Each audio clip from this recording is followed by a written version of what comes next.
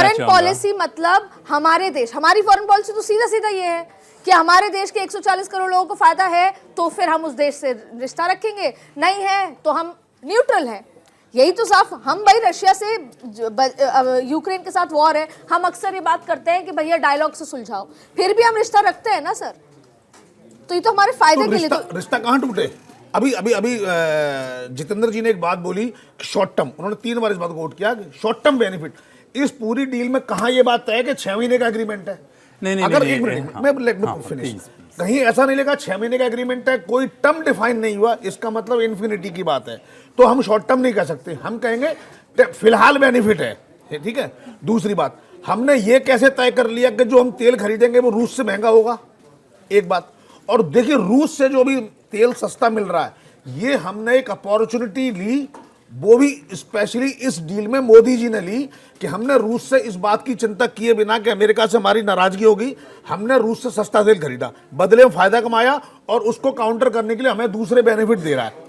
तो हम दोनों जगह विन विन करके आए हैं। दूसरे कौन से बेनिफिट है जल्दी बताइए, मैं उनके पास पहुंचूंगी। दूसरे कौन से बेनिफिट लगे हैं आपको? आप देख रही है डील में, अभी आप चर्चा करेंगे, सारे बेनिफिट्स नजर आएंगे आपको। आपको इतना बड़ा देखिए, ट्रंप के झगड़े की वजह से क्या हुआ, हमने रूस से तेल खरीदा, रूस सस्ता हुआ, हमने चाइना से रिलेशन इंप्रूव किए, उसके बाद किया उस रूस के फियर की वजह से जब ट्रंप ने सबको परेशान किया, हमने मदर ऑफ द डील्स कर लिया, यूरोपियन यूनियन के 450 मिलियन लोगों का एक्सेस हमने मार्केट ले लिया। हो गई क्या? क्यों डील नहीं हुई यूरोपियन यूनियन के साथ? क्या कब तक शुरू होगा, क्या कहते हैं आप? 27 पार्लियामेंट में अप्रूवल चाहिए 27 देशों के। देखिए ऐसे ही 27 स्टेट में अप्रूवल चाहिए, तो जीएसटी आया ना, जीएसटी आया ना, मान रही 2027 से देखिए डील। देखिए जब हमें कोई टारगेट पे पहुंचना है, अगर हमने स्टार्ट कर लिए, प्रिपेयर हो गए, बैग कस लिया, चल पड़े, आधा किलोमीटर चल गए, मतलब वी हैव स्टार्टेड। अच्छा, दूसरा सर, चूंकि मेरे सवाल का कहा, देखिए मैं आमतौर पे झगड़े वाले डिस्कशन में हरगिज़ नहीं आता, मैं आता हूँ, हम बहुत कम रेयरली आता हूँ, मैं इंडिविजुअल इसमें कभी कभी आ जाता हूँ।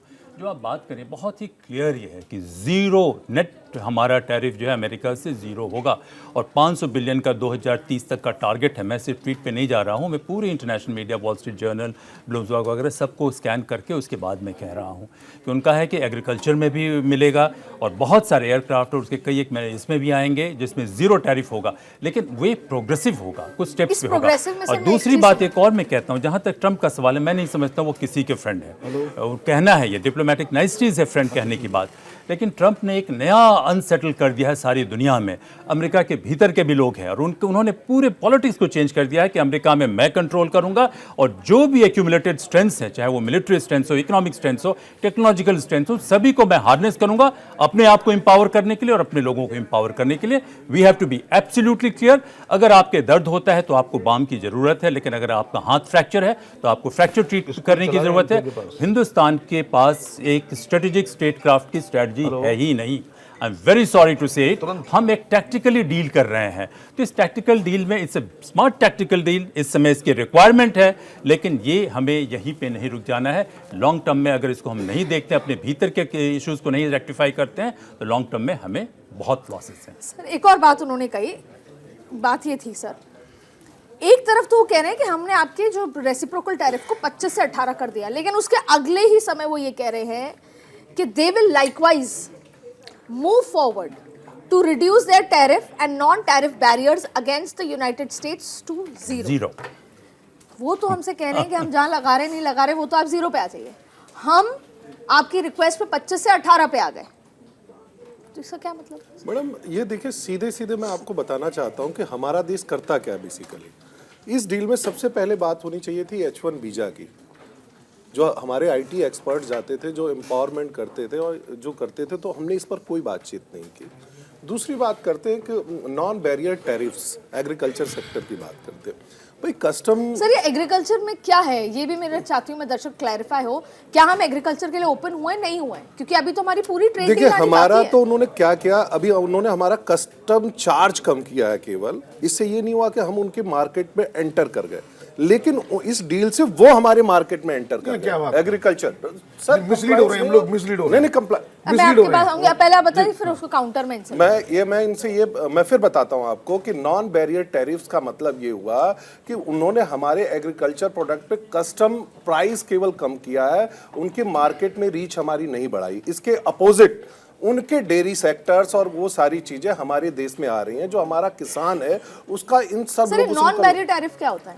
भाई नॉन बैरियर टैरिफ्स का मतलब ये होता है कि कुछ प्रोडक्ट, जैसे उन्होंने कहा कि जीरो, हम अब जैसे हम बात करते हैं कि इलेक्ट्रॉनिक्स आइटम यूएस से करते हैं, सबसे ज्यादा ट्रेड करते हैं, ऐसे ही एग्रीकल्चर जो हम उनके यहाँ भेजना चाहते हैं अपने जैसे प्रोसेस फूड वगैरह इंडिया से वहाँ जाते हैं, तो उन्होंने अभी कंप्लायंस किया है, हमें ओपन एरिया दिया नहीं है, उसको करने में अभी बहुत समय लगेगा। मिसलीड हो रहे हैं मेरे ख्याल से। जी, बताएं। देखिए जो सिचुएशन है उसमें सिर्फ एक रात का ही तो फर्क आया है, कल से और आज में।